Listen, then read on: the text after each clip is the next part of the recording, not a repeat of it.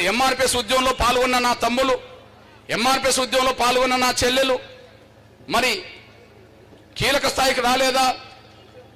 వాళ్ళకు అవకాశం వచ్చే సమయంలో, వాళ్ళకు అవకాశం వస్తుంది అనుకుంటున్న సమయంలో వాళ్ళని ప్రోత్సహించే పని చేసింది. నాయకుడిగా నాలంటోళ్ళు అవకాశాలకు దూరంగా ఉండాలనుకున్నాం కాబట్టి, నాయకుడిగా సమాజంలో ఒక జాతి ఉద్యమం నడుతున్న నాయకుడిగా వచ్చే అవకాశాలను నాయకుడిగా తిరస్కరించాలనుకోవడం అది కరెక్టే, కానీ నా జాతి బిడ్డల అవకాశాలు పెంచాలని మాత్రం మొదటి నుంచి అనుకున్నాం. అందువలనే ఎంఆర్పిఎస్ ఉద్యమంలో పాల్గొన్న సాధారణ కార్యకర్తలు, ఆ తర్వాత జిల్లా స్థాయి నాయకులు కావచ్చు, రాష్ట్ర స్థాయి నాయకులు కావచ్చు, కానీ ఆయా సందర్భంలో ఏదో ఒక రాజకీయ పట్టులో చేరితే మాత్రం వాళ్ళకు వచ్చే అవకాశాల కాడ స్వాగతించి నా బిడ్డలు పైకి రావాలని చెప్పి, నా తమ్ములు చెల్లెలు పైకి రావాలని కోరుకున్నాం. దానివల్ల ఎంఆర్పిఎస్ ఉద్యమంలో పాల్గొన్న వాళ్ళు వార్డు మెంబర్లు అయినరు, కౌన్సిలర్లు అయినరు, సర్పంచ్లు అయినరు, జెడ్పీటీసీలు అయినరు, ఎంపీటీసీలు అయినరు, ఎంపీపీలు అయినరు, ఎమ్మెల్సీలు అయినరు, ఎమ్మెల్యేలు అయినరు, ఎంపీలు అయినరు, రాష్ట్ర మంత్రులు అయినరు, ఉప ముఖ్యమంత్రులు అయినరు. ఆ దశకు ఎంఆర్పిఎస్ మా పిల్లల్ని నడిపింది. ఇప్పుడు తమ్ముడే చెప్పాడు కదా శ్రీనివాస్, అది సత్యమే కదా. తమ్ముడే చెప్పాడు కదా శ్రీనివాస్, సత్యమే కదా. ఎంఆర్పిఎస్ ఉద్యమ నాయకత్వం ఒక ఇంట్లో పెద్దమ్మ సదాలక్ష్మి గారి ఇంట్లో ఉండి ఉద్యమాన్ని విస్తరిస్తున్న దశలో నాయకులు ప్రచారానికి వచ్చేటప్పటికి ఒక సెంట్రల్ యూనివర్సిటీ స్టూడెంట్గా ఉండి కూడా ఈ ఉద్యమాన్ని ముందుకు తీసుకెళ్లే క్రమంలో అందరికీ భోజనాలను పెట్టి మరి అందరితో కలిసి పనిచేసే పాత్ర పోషించిన ఆయనే చెప్పాడు. లేదా ఉద్యమ అవసరం కోసం పలాని జిల్లాకి వెళ్ళి రాజకీయ ప్రచారం చేయమంటే అన్న పిలుపు మేరకు మేము అక్కడికి పోయి ప్రచారం చేసినా చెప్పడం జరిగింది. అంటే మరి ఆ తమ్ముడు ఇవాళ ఎమ్మెల్యే కూర్చున్నాడు, అందుకు గర్వపడుతుంటాం.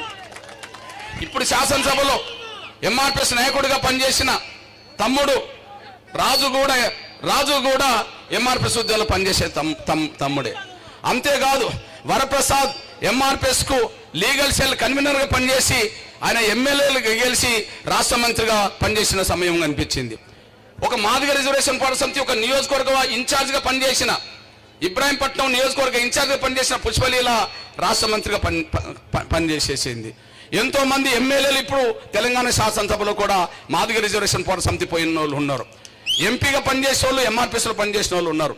దానికి గర్వపడుతున్నది ఏంటంటే వ్యక్తిగా నాయకుడిగా అవకాశాలు తిరస్కరించిన మాట ఎంత వాస్తవమో, నా జాతి బిడ్డలు పైకి రావాలని కోరుకున్న మాట అంతే వాస్తవం. అవును, తిరస్కరించకపోతే ఉద్యోగం నిలబడదు కదా. ఒకవేళ వ్యక్తిగా వచ్చే అవకాశాలు తీసుకున్నాం అనుకోండి, రాలేదా వ్యక్తిగా అవకాశాలు రాలేదా?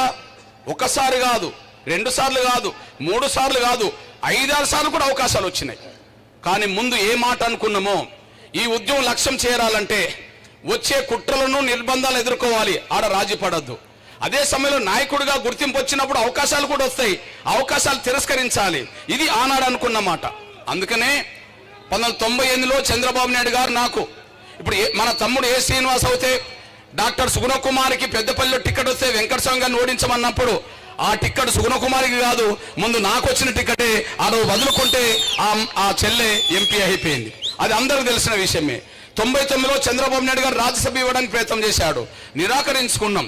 2007లో స్వర్గీయ రాజశేఖర్ గారు ముఖ్యమంత్రి ఉన్న కాలంలో నాకు జూపిడి ప్రభాకర్ రావుకు తెల్లారగట్ల 4 గంటలకు పిలిచి ఇద్దరికి ఎమ్మెల్సీలు చేసి మంత్రి చేస్తామని చెప్పడం జరిగింది. సోదరుడు జూపిడి ప్రభాకర్ ఎమ్మెల్సీ తీసుకున్నాడు, నేను నిలబడి నాకు ఏబిసిడి కావాలని చెప్పి నేను బయటికి రావాల్సిన పరిస్థితి వచ్చేసింది. అదే సమయంలో 2009లో ఉమ్మడి వరంగల్, ఇప్పుడు వరంగల్ ఎస్సీ పార్లమెంట్ నియోజకవర్గం, అది మన సొంత జిల్లా. అక్కడ కూడా రాజశేఖర్ గారు కేవీపీ రామచంద్రరావు గారు పిలిచి కృష్ణానికి కాంగ్రెస్ పార్టీ టికెట్ ఇచ్చి మేమే గెలిపించుకుంటాం కదా, ఒక రూపాయిని ఖర్చు పెట్టాల్సిన అవసరం లేదు కదంటే, నాకు అవసరం లేదనుకుంటే అటు సిరిసిల్ల రాజు అయిన ఒక తమ్ముడు పెద్ద ఆయనకు అటు టికెట్ పోవాల్సి వచ్చింది. అదే సమయంలో 2012-13లో జగన్మోహన్ రెడ్డి గారు కొత్తగా వైసీపీ పార్టీ పెట్టిన కాలంలో కృష్ణన్న లోటస్ ఫండ్ లో వర్గీకరణ గురించి కలిసినప్పుడు, కృష్ణన్న నీకు రాజ్యసభ ఇస్తాను, కృష్ణన్న నీకు రాజ్యసభ ఇస్తాను, ఆ రాజ్యసభ తీసుకొని నువ్వు పార్లమెంట్కి వెళ్ళవచ్చు కదంటే, నాకు అవసరం లేదు, మీ పార్టీలో మారప్ప అనేటి ఆయన ఉన్నాడు, ఆయనకు వీలైతే ఇచ్చుకో అని చెప్పి ఆనాడు అన్నాను. సరే ఆయనకి ఇవ్వలేదు, కానీ నాకు వచ్చే అవకాశం తిరస్కరించుకున్నాం. ఇవాళ 2024లో ఉన్నాం, ఇవాళ 2024లో ఉన్నాం. 24లోనే కదా పార్లమెంట్ ఎన్నికలు జరిగినాయి. అన్ని పత్రికలు ఉమ్మడి ఆంధ్రప్రదేశ్లో 2 తెలుగు రాష్ట్రాల్లో ఆంధ్రజ్యోతి నుంచి మొదలుకుంటే, ఈనాడు నుంచి మొదలుకుంటే, సాక్షి నుంచి మొదలుకుంటే అన్ని ప్రధాన పత్రికలు, అన్ని ప్రధాన ఎలక్ట్రానిక్ మీడియా ఏం ప్రచారం చేసింది?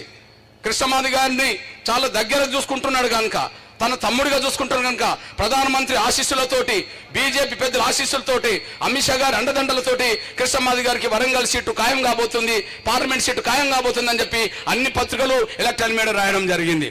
అయినప్పటికీ కూడా ఆ అవకాశం నిరాకరిస్తే ఆరూరు రమేష్ అనే తమ్ముడికి బీజేపీ టికెట్ ఇప్పాల్సి వచ్చింది. ఎందుకు చెప్తున్నా అంటే 98 మొదలుకొని 2024 వరకు కూడా అవకాశాలు వచ్చినా ఎందుకు తిరస్కరించమంటే, ఒక్క అవకాశం నాకు వస్తే నేను నా చుట్టూన్న వాళ్ళు బాగుపడతారు, కానీ వర్గీకరణ సాధిస్తే నా జాతి 100 తరాలు బాగుపడతాయి కదా. ఎస్సీ వర్గీకరణ సాధిస్తే నా జాతి రాబోయే 100 తరాలు బాగుపడతాయి కదా. 100 తరాల నా జాతి బిడ్డల భవిష్యత్తును కాపాడడానికి వ్యక్తిగా మా అవకాశాలు తిరస్కరిస్తే ఉద్యోగం నిలబడి ముందుకు సాగుతుంది కదా అని చెప్పి ఈ లక్ష్య సాధన కోసం అవకాశాలు వదులుకున్న మనిషి మీరు మర్చిపోద్దని సహనం కోరుతున్నాను. అందుకనే మీ బిడ్డగా మీ అన్నగా చెప్తున్నా నేను, ఈ ఉద్యమం అనేది వ్యక్తుల కోసం జరగట్లేదు, జాతి భవిష్యత్తు కోసం జరుగుతుంది.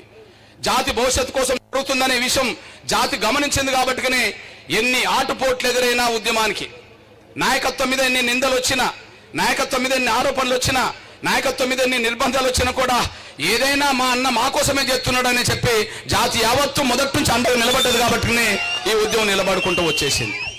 ఈ నేపథ్యంలోనే ఎస్సీ రిజర్వేషన్ల వర్గీకరణ అంశం ఎట్టకేలకు విజయం సాధించడం జరిగింది.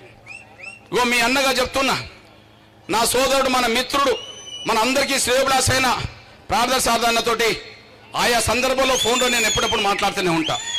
ఆయన ఎక్కడున్నా మాదిగ ఉద్యమ శ్రేయోభిలాషి, ఆయన ఎక్కడున్నా మాదిగల ఉద్యమానికి న్యాయం జరగాలని, మాదిగల న్యాయం జరగాలని కోరుకునే వ్యక్తి. నేను చాలా సందర్భాలు అన్నతో మాట్లాడినా, కానీ ఒక విషయం మాసిండు. మనం రమ్మంటే విజయవాడ మీటింగ్ వచ్చిండు, ఉషా మేర కమిషన్ వేయించమంటే ప్రధానమంత్రి దగ్గరకు వచ్చి ఉషా మేర కమిషన్ కూడా వేయించాడు. ఆనాడు ప్రధానమంత్రి దగ్గరకు వచ్చి ఉషా మేర కమిషన్ కూడా వేయించాడు. మన్మోహన్ సింగ్ దగ్గరకు వచ్చి ఉషా మేర కమిషన్ వేయించాడు. అయితే కమిషన్ రిపోర్ట్ మనకు అనుకూలంగా వచ్చినా కూడా మనకు అనుకూలంగానే మాట్లాడిండు. కానీ పలుకుబడి గల్ల మాల వర్గం అడ్డం పడ్డది. ఇంకా ముందుకెళ్తున్న దశలో ఆయన అకస్మాత్తుగా హెలికాప్టర్ ప్రమాదంలో చనిపోయిండు. బహుశా బతుకుంటే ఆయన మరింత ముందుకెళ్లేవాడేమో. కానీ ఒక మాట చెప్తున్నా, నేను ఆయన మీద ఆరోపణ చేయలేను. ఎందుకంటే ఆయన మన మద్దతు తీసుకున్నాడు, మన కోసం నిలబడుతూ కొంత దూరం వచ్చాడు. మార్గం మధ్యలో ఆయన అకస్మాత్తుగా చనిపోయిండు. ఆయన మీద నేను నింద మోపలేను. కానీ మరి జగన్మోహన్ రెడ్డి సంగతి ఏంటిది? జగన్మోహన్ రెడ్డి గారి సంగతి ఏంది? మరి జగన్మోహన్ రెడ్డి గారి ఓదార్పేతను స్వాగతించాను కదా. నేను నన్ను అడ్డుకున్న వాళ్ళని మూర్ఖులను కేసీఆర్ ప్రకటన చేశాను కదా. విజయవాడకు వచ్చి మద్దతు ఇచ్చాను కదా, గుంటూరుకు వచ్చి మద్దతు ఇచ్చాను కదా, ఒంగోలుపై బంద్ జయప్రదం చేశాను పోయాను కదా. మరి నేను అడిగింది ఏంటిది? తండ్రి ఎస్సీ వర్గీకరణకు అనుకూలమే కదా, అసెంబ్లీ తీర్మానం చేసిన తనే కదా, విజయవాడ మీటింగ్కి వచ్చింది తనే కదా, ఉషా మేర కమిషన్ వేయించడానికి ప్రధానమంత్రి దగ్గరకు వచ్చింది తనే కదా. అన్ని ప్రయత్నాలు తన వంతు అయితే చేశాడు కదా. కాకపోవచ్చు తనవైతే చేశాడు కదా. మరి తండ్రి ఆశయాల కోసం పార్టీ పెట్టినంటున్న జగన్మోహన్ రెడ్డి గారు ఎస్సీ వర్గీకరణకు అనుకూలంగా ఉండాలి కదా, ఎస్సీ వర్గీకరణకు అనుకూలంగా మనకు మద్దతు ఇవ్వాలి కదా. మరి ముఖ్యమంత్రి అయినాక మనకు కనీసం అపాయింట్మెంట్ కూడా ఇవ్వలేదు కదా. 5 ఏళ్ల పరిపాలనలో అపాయింట్మెంట్ కూడా ఇవ్వలేదు కదా. అపాయింట్మెంట్ ఇవ్వకపోను వర్గీకరణ మీద అనుకూలంగా మాట్లాడమంటే మాట్లాడలేదు కదా. మాట్లాడకపోను నిండు శాసనసభలో ఎస్సీ వర్గీకరణ చేయడం, దళితులను చీల్చడానికి చంద్రబాబు నాయుడు గతంలో చేల్చి దళితులను చీల్చే ప్రయత్నం చేసిందని చెప్పి అసెంబ్లీలో మాట్లాడిండు కదా. అంటే ఎస్సీ వర్గీకరణ అంటేనే దళితులను చీల్చడానికి ప్రయత్నం చేసిండు చంద్రబాబు అని చెప్పి, మాదిగల మధ్యలో తగాదాలు పెట్టింది చంద్రబాబు అని చెప్పి ఆయన అసెంబ్లీలో మాట్లాడిండు కదా. మరి ఎస్సీ వర్గీకరణ చేయడమే మాదిగల మధ్య తగాదా చంద్రబాబు పెడితే మరి రాజశేఖర్ గారు మీ తండ్రి ఎందుకు సపోర్ట్ చేసిండు? ఆయన మాట మాట్లాడిండు కదా. ఆ తర్వాత జరిగిన పరిణామాల్లో మనం నయానో భయానో ఒప్పించుకొని మెప్పించుకొని సుప్రీంకోర్టు దాకా తీసుకెళ్ళాం కదా. గౌరవ ప్రధానమంత్రి గారు వచ్చినాక సుప్రీంకోర్టు తీర్పు విచారణ జరగబోయింది కదా. ఆ విచారణ జరిగే సమయానికి నేనేం ప్రకటన చేశా? నేను జగన్మోహన్ రెడ్డి గారికి వ్యక్తిగతమైన వ్యతిరేకం కాదు. ఇప్పటికైనా నాది రేపల్లె సభలో చూడండి వాయిస్ 2 నెలల ముందు, అంతకుముందు 2 నెలల ముందు జగ్జీవన విగ్రహ గారికి వెళ్ళినప్పుడు నేను మాట్లాడినా. నాకు జగన్మోహన్ రెడ్డి గారి ప్రేమ లేదు, నాకు ద్వేషం లేదు. ఇప్పటికైనా సుప్రీంకోర్టులో విచారణ జరగబోతుంది కనుక సుప్రీంకోర్టులో ఎస్సీ వర్గీకరణకు ఒక లాయర్ని పెట్టమని డిమాండ్ చేశాం.